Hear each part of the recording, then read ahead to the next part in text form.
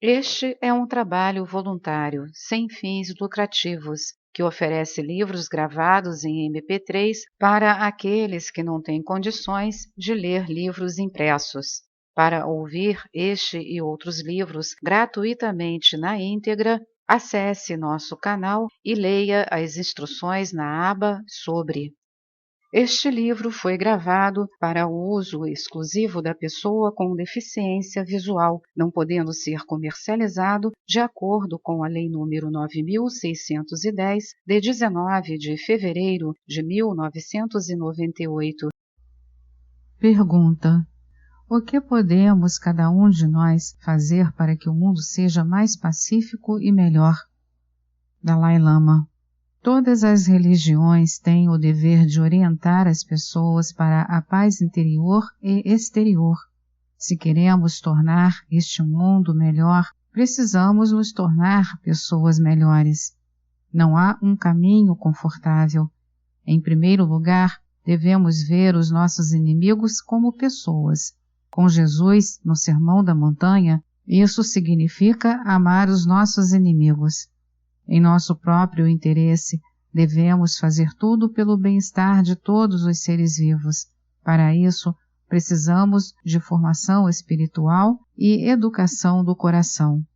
A União Europeia escolheu o caminho certo de cooperação entre antigos inimigos depois de 1945.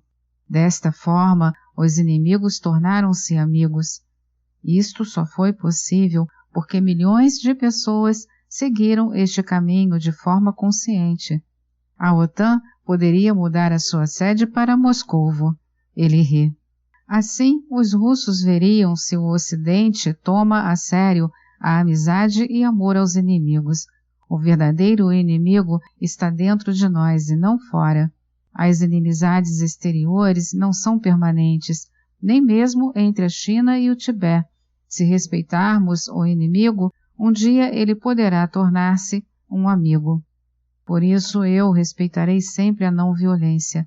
É um amor inteligente pelos inimigos. Através da meditação intensiva, descobrimos que os inimigos podem ser os nossos melhores amigos. Do ponto de vista de uma ética puramente secular, tornamo-nos pessoas mais calmas, mais capazes de compaixão e de não julgar.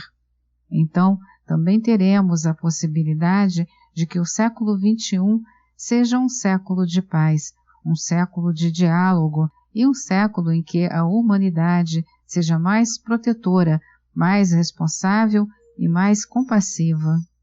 Tenho esperança de que seja assim, e também rezo por isso. Aguardo com alegria o dia em que as crianças aprendam na escola os princípios da não-violência e da resolução pacífica de conflitos, ou seja, uma ética secular. Pergunta: ocorre-me uma outra pergunta que há muito tempo lhe quero fazer. O próximo Dalai Lama poderia ser uma mulher? Sua Santidade está a favor da igualdade? Dalai Lama: por que não? Mas deveria ser atraente. Ele volta a rir alto durante bastante tempo e continua: a verdadeira equivalência e igualdade entre homens e mulheres são um princípio essencial para um mundo melhor. Também aqui, as religiões têm que se adaptar. Este é um aspecto essencial da ética secular. E é também uma questão de justiça e compaixão. Muitas mulheres estão ligeiramente à frente dos homens no desenvolvimento de valores interiores. Pergunta: o que quer dizer com valores interiores? Dalai Lama: de acordo com a nossa natureza biológica, estamos entre os animais que precisam de um ambiente de compaixão, cuidado, carinho e bondade para sobreviverem. Penso na minha própria mãe. A essência da compaixão reside no desejo de aliviar o sofrimento dos outros e promover o seu bem-estar. As mulheres são um pouco melhores do que nós, homens, no desenvolvimento dos seus valores internos, tais como bondade, paciência, perdão, generosidade e tolerância. Os grandes problemas como a guerra e a destruição ambiental ou o desperdício de recursos são problemas em grande parte do sexo masculino. São o resultado da indiferença. Mas todos nós temos uma predisposição básica para o desenvolvimento de valores internos, tais como a gentileza e o respeito. Eu não quero converter ninguém, mas rijo-me pelo desejo de contribuir para o bem da humanidade.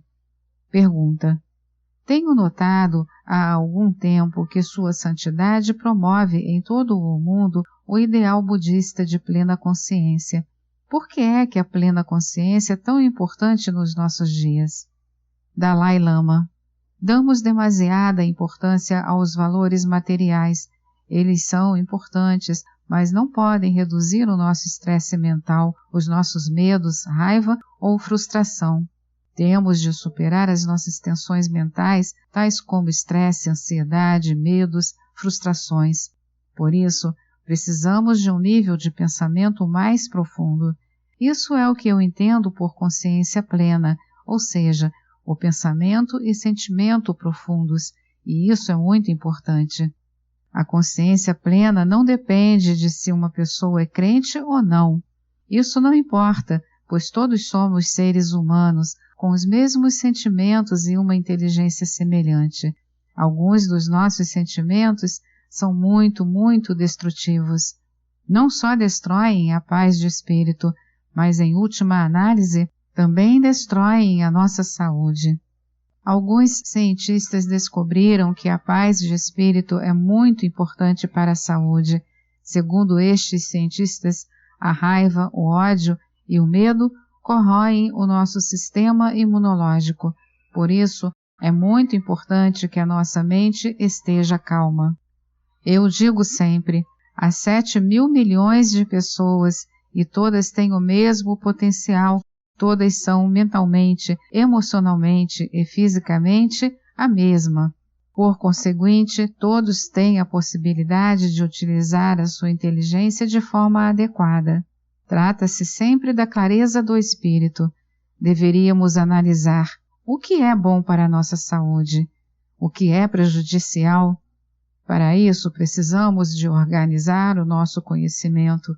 Isto é saudável, isto é prejudicial. O mesmo se aplica às nossas emoções. Algumas são boas para a nossa saúde e a nossa paz de espírito. Outras emoções são muito destrutivas. Com uma mente clara, cada um de nós pode reconhecer as diferenças e, assim, desenvolver a capacidade de restringir as emoções destrutivas e promover as emoções construtivas. Através da meditação e da reflexão, podemos aprender, por exemplo, que a paciência é o antídoto mais importante para a raiva. A satisfação funciona contra a ganância, a coragem contra o medo, a compreensão contra a dúvida. A raiva para os outros não ajuda em nada. Em vez disso, deveríamos ser nós a mudar. Estou convencido que isto se aplica a todos os 7.000 milhões de pessoas, não só aos crentes, mas também aos ateus. Espero que com as nossas muitas conversas possamos ajudar um pouco a promover a felicidade e a superar o sofrimento. Pergunta: qual é a base fundamental de todas as religiões? Dalai Lama: o amor, sem dúvida nenhuma. As pessoas acreditam em Deus, o Criador, praticam o amor. Muitos irmãos e irmãs cristãos dedicam as suas vidas a ajudar outras pessoas, especialmente os pobres. Tudo isso é o resultado da doutrina do amor. No entanto, em termos de filosofia, existem grandes diferenças entre as religiões. Eu sou da opinião de que as diferentes crenças filosóficas são apenas diferentes métodos, diferentes abordagens para a promoção do amor. O âmago de todas as religiões é o amor. Para todos nós é muito mais fácil amar o próximo que odiar o próximo. Preferimos a bondade dos outros que a sua maldade. E quem não prefere ser tratado com tolerância, respeito e compaixão do que com intolerância, desrespeito e hostilidade? Estou profundamente convencido de que podemos desenvolver todos os nossos valores internos, que não são incompatíveis com nenhuma religião, mas que também, e isto é crucial, não dependem de nenhuma religião. Por isso espero que a consciência seja cada vez mais ética e que num futuro previsível possamos testemunhar a transformação de valores. Não pretendo ditar valores morais, pois isso não beneficiaria ninguém. Qualquer avanço real é baseado na participação voluntária e na liberdade, e assim surge a felicidade a que todos aspiramos. Mas, com base nos problemas do nosso tempo, não é suficiente estabelecer a ética só sobre os valores das religiões. Pelo contrário, é chegada a hora de abrir um novo caminho para a nossa compreensão da espiritualidade e de uma ética que vá mais além das religiões no mundo globalizado. Eu não sou cientista, mas desde que vivo no exílio, como pode ver também, tem as suas vantagens. Encontro-me com cientistas de todo o mundo, com físicos, biólogos, cosmólogos, psicólogos e, mais recentemente, com neurobiólogos e neuropsicólogos. Na minha opinião, hoje em dia a felicidade encontra-se num laboratório de investigação. A ética é a ciência da felicidade. Isto me faz sentir positivo.